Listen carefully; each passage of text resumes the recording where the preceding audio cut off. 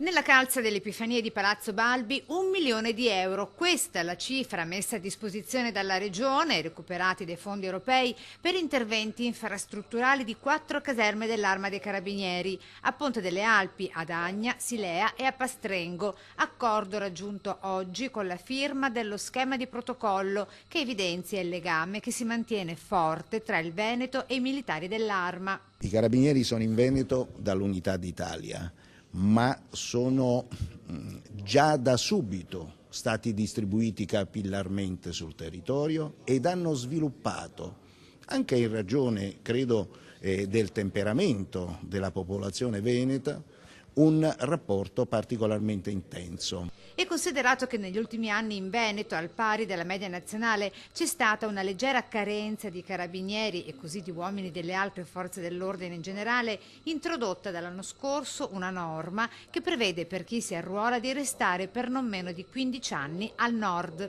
Possiamo arruolare dall'anno scorso una percentuale direttamente dai giovani, mentre tutto il resto, prima era il 100%, dalle forze armate.